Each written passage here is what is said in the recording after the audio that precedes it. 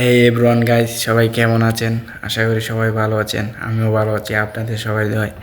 তো আজকে চলে আসলাম আমার বাইকটি নিয়ে মোটর সাইকেল গ্যারেজে। তো কোথায় নিয়ে এসেছিলাম, কি সার্ভিসিং দিয়েছিলাম, সেটাই আজকে আপনাদেরকে দেখাবো। তো আমার মোটর সাইকেলে নতুন করে আবার কি লাগানো লাগছে সেটাও আজকে দেখাবো। তার আগে সবাই আমার পেজটি ফলো দিয়ে পাশে থাকুন।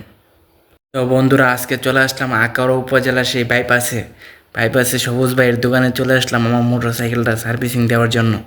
তো আজকে আমার মোটর সাইকেলটা মূলত সার্ভিসিং দেবো হচ্ছে মাস্টার সার্ভিসিং, এবং প্লাস কিছু কিছু পাল্টানো লাগবে সেটাও আজকে দেখাবো।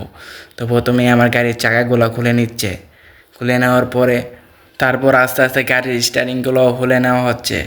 তো আজকে মূলত আমি হ্যান্ডেলটি এবং স্টারিং, তারপরে এই যে রডটা বাঁকা হয়েছিল, রড সহকারে আমি পাল্টাবো।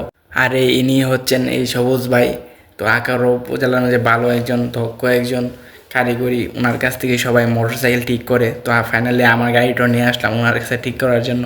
তো ওনার যে মালগুলো লাগাচ্ছে মূলত ওই মালগুলো আমরা আরও 2 দিন আগে থেকে এসে অর্ডার দিয়ে রেখেছিলাম। তারপর সবুজ ভাই সুন্দর করে এগুলো লাগিয়ে দিয়েছে, ব্রেক শু, ব্রেক ওয়েল সব কিছু লাগিয়ে দিয়েছিল।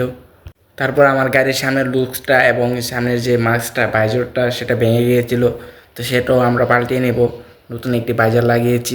তারপর মোটামুটি গাড়ির কাজ শেষ করে আমরা ওয়াশে নিয়ে নিলাম গাড়িটা ভালো করে ওয়াশ করে দিয়েছিল আমাদেরকে।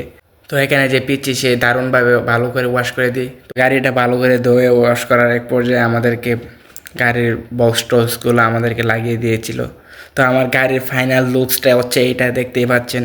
সামনের লুকসটাও চেঞ্জ করেছি, সামনের বাইজরটা মার্কটা সুন্দর করে লাগিয়েছিলাম। তো ভিডিওটি কেমন লেগেছে, ভালো লাগলে অবশ্যই কমেন্ট করে লাইক করে